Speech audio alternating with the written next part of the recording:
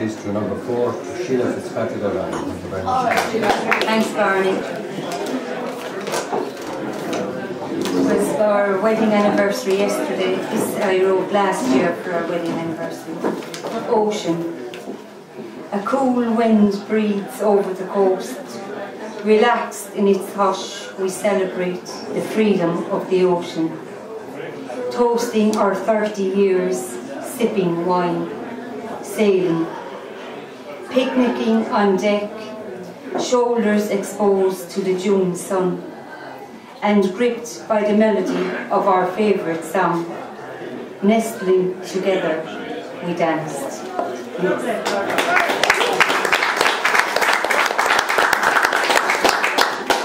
I wrote this yesterday. My friend is home from England. We were talking about school. 5th class, primary school. School was boring that year. The teacher didn't like me. She was nicknamed Dilly Dreamer, and only had time for the clever ones in the front row. Were it not for the game of hangman in the back row, the dreamers like me would have been sleeping. Thank you. I'm going to read you a poem about old neighbours of mine. They lived in a cottage near us. They were farmers, and Maisie, Annie and Tom were the people, and they were all neither married, none of them married. They had no electric cooker in the house. It was an old cottage. They lived there about 20 years ago. Did all the cooking in open fire, so I'm going to mention a word called vestibule. That's why they blew up got the air in under the fire. So it's called Old Friends Remembered. We heard about the robbers who came to my neighbour's house to steal the old fireplace in the kitchen, the vestibule and the wheel. But what the robbers did not know was that the fireplace was already gone, the hearth was already gone. It left from that old cottage with Annie, Maisie and Tom. Now Annie was the boss of the house. She did the selling and the buying. Out after the creamery she would go in the old escort and it flying. And Maisie was in charge of the cooking. To laugh she was reliable. She put all the spuds on the open fire and put the spuds in the middle of the table. Tom was the man for the old style farm work, drawing hay in the old float with the reins a-clinking. He'd talk all day about hurling, but sing to his cows at the milking. At Tom's funeral all the old neighbours came to Carramore. We knew it would be the last time we'd meet inside that door. For Maisie had gone before him, and Annie she could not stay. And so in their old cottage brings great memories of my old friends today. Thank you. So this is a poem I've been working on this week, and it's for Terri Murray. I had a few conversations with Terri lately, and one of them, she knew Philip Lynott, the rock singer in Dublin, and she one story she told me that it's in here that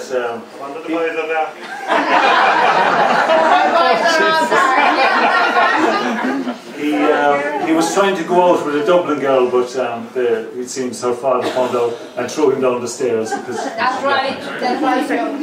So First Lady is called, and of course we have to have a First Lady in the Whitehouse. First Lady dedicated to Terri Murray. If you were the First Lady, could I be the hero stopping a critic's bullet meant for you? Then you would visit me in hospital, pin a medal to my cast. I kept your first email. It says, "Pint, don't show." A boy dreams. If you were the First Lady, could I be the Triumph outrider? Then I would escort you from Dallas, JFK's head on your shoulder and chest. A boy dreams that he's another man's son. If you were the First Lady, could I be a lead singer on the White House lawn? Then I would change into Philip Lynott. Or I could be Phil's exotic duffel coat, thrown down the stairs by a Dublin father protecting his daughter. A boy dreams that he's another man's son in heaven. So raise your glass to our First Lady, for when we travel together, it's always on Air Force One. I poem for Edward Choir. the Hellfire Club when I found it. The Hellfire Club. The mountains that claim my heart in childhood are flirting with me still, battling their eyelashes of fruit trees to the glass wall of the hotel, shrugging off the shawls of mist from the curve of their shoulders on midsummer's morning, as they once seduced me from the window of my grandmother's house in Crumlin. They were always on my horizon, and I was sick for the sight of them. Kilnard and Lugmore and the square-cut diamond of the Hellfire Club set on Mount Pellier Hill. The flashlight, a faltering moon, gleaming over gritty stones. As blind as moles we stumbled between the shadows of pines, his hand holding mine.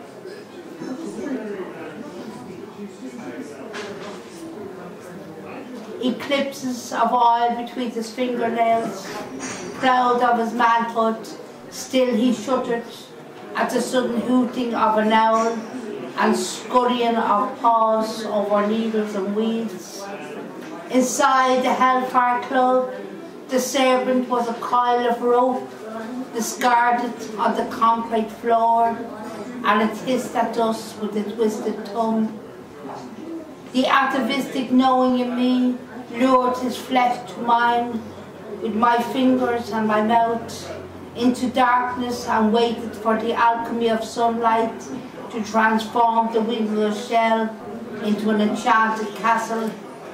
And he, like a young prince, hungered outside the walls, surveying the city below, the sooty fingerprints of trees, swathes of green and indigo fields, and far away, the fabled waters of Dublin Bay. Not for us, he said, the myths and mediocrity of middle age. To me, you will always be as lovely as morning, and gravity will never smudge the contours of your face. The moon has eclipsed the sun many times since I last saw the face of the man who had claimed my heart in girlhood. And on certain midsummer nights, I am sick for the sight of him, proud of his manhood at 18. Hiking what's tonight. Yes, well done, John. Contrary to what you think, it's probably one of the purest forms, I think, of poetry. Here, I'll read a few. I'll read them twice. I'll answer that in a minute for you. Whirlwind. A leaf takes off a drunk. Whirlwind.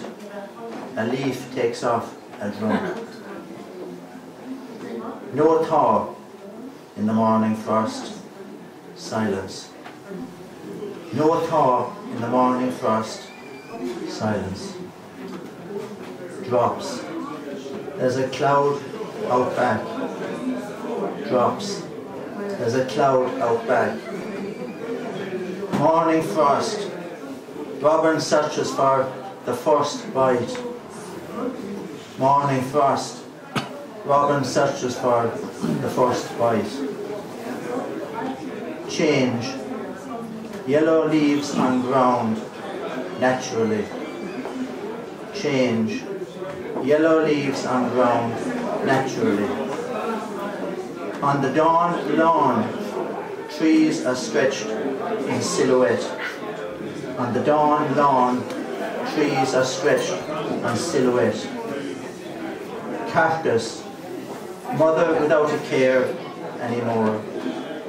Cactus, mother without a care anymore. At the junction, tree overlooks the speed limit. At the junction, tree overlooks the speed limit. In Eden, an apple hangs over there before the fall.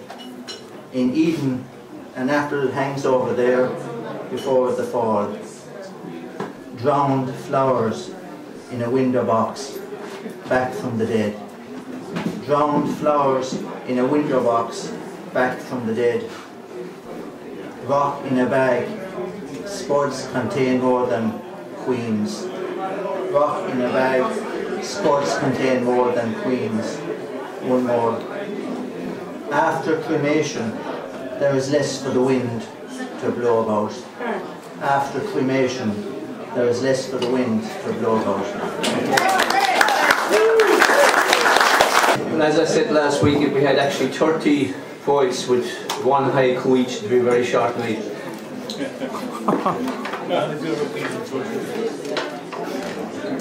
So I'd actually respond to Tom, a response to Tom's haikus, but these are actually not haikus because I wouldn't actually know anything about them. So I was told last week anyway. Tom, it's not haikus, it's haiku in the plural. Oh, it's haiku in the plural now.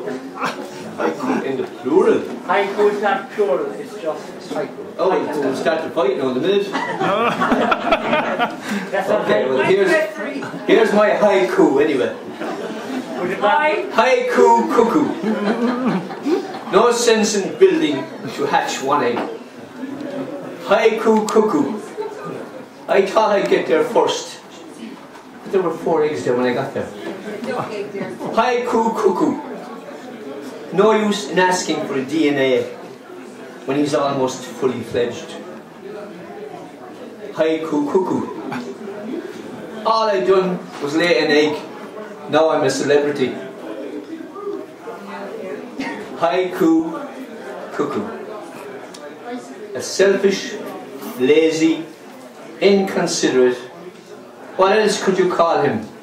Only a cuckoo. Now, here's a bit of a haiku if I can get it across to you.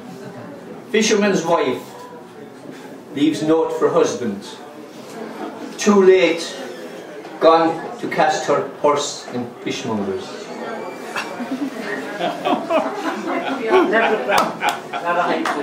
I know it's not a haiku, but you must have some sense about it. Have an old bit of common sense. Don't be too serious about it, Mark. What have common sense is understanding what the difference is between everything. I'm sure I wouldn't understand anything. Well,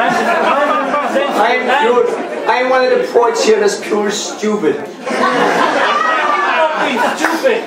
When I was going to school, I thought stupid meant intelligence. The great thing about being stupid is knowing that you are. Oh, well done. Can I read a poem now, man? Whenever you like.